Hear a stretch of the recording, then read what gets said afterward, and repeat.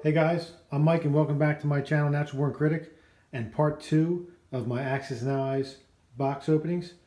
This is Axis and Allies Pacific. This came out in 2001. I think the new units were Marines. I've never played this one either. If you watched my first video, I gave a little overview of some of the my history with Axis and Allies. And this is going to be, like I said, just a brief unboxing. I'm not going to go into the units like I did last game.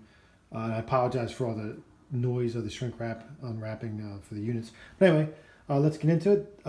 There's the front, shrink wrapped. Sorry about the glare too. There's the back of the box. So this was the same deal kind of as the Europe version. It's a little loose. I mean, I don't know. I assume that was probably sealed up a little bit tighter back in the day, but it's a little loose. But let's get it open.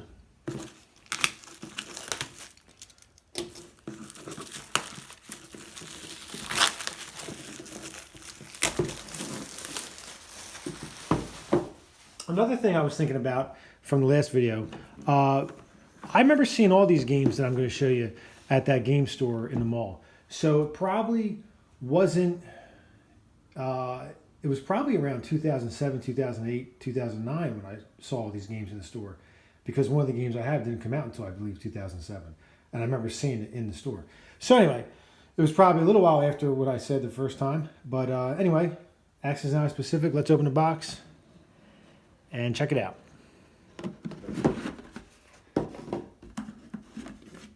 Let's take a look at the board. Well, there's that is the national production for this game. I think it works a little different where Japan, I think it's going for an economic victory, I believe. They have to get to a certain number of cities, maybe. Like I said, I've never played this one either. I've watched some videos on it, so I do know a little bit about it. Does this board seem bigger than? No, it's probably the same size. But anyway, there's the Pacific Ocean, United States, China. Maybe this introduced China for the first time too, probably. Yeah, because it wasn't in Classic, and I believe Pacific and Europe came out before Revised. I don't even know if there's the Chinese in Revised. But there's the board. I do have Revised, but it's already open. And I think I got this on Facebook Marketplace as well. Yeah, victory points for Japan. So they got to get victory points. And I think that's by capturing cities. And there's kamikazes. National production chart.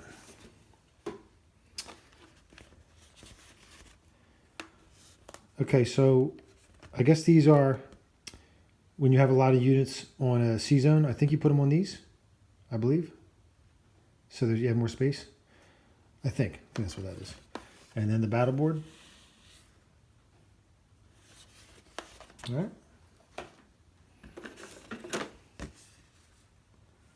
Australia too. I think Australia, that was by the British. Yeah, British probably controls that. That one came out. Here's Japan. United States and China. Money. Chips and dice. And the units. Another thing I did notice, yeah, two things. So I said about the P-38 Lightning in the Europe version. I'm going to guess that version was the first time all the sculpts were different, right? Because it wasn't just the P-38 Lightning, it was German subs. Every German unit was different. Every American unit was different, right? Because Classic just had all the same except for the infantry. So I'm guessing that Europe and this version are when they first started having specific unit types for each country. And the Russians, everything looks the same to me. Well, they're China. Oh, here you go. See? Are they Russians? I'm sorry. I said I wasn't going to open any units to show you, but the Russians were a little more red than I remember in the Europe version.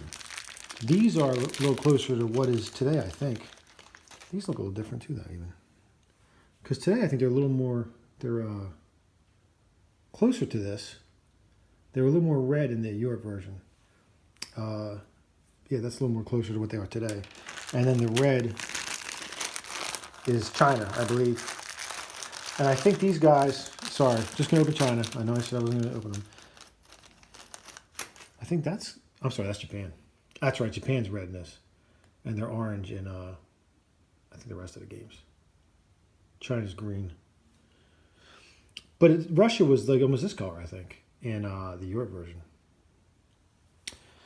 All right, guys. Oh, there's more. The rest of the ships and planes. I don't know what they are. Let's see.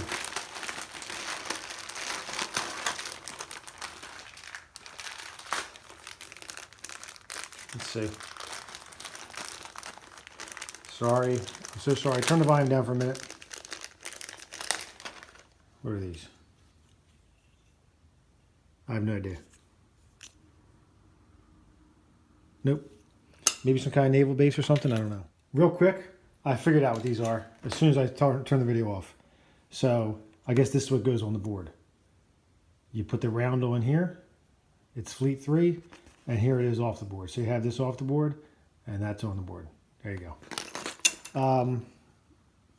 Anti-aircraft guns and industrial complexes. The roundels for each country. China, Austria, UK, United States, Japan, and I think that's where that's the Pacific UK, Union Jack. Advertisements. And, I mean, I didn't mention it last game, but I wanted to get all these games, these Avalon Hill games. I do have some of them. I don't have this one, obviously. I know that's very expensive, the Star Wars one.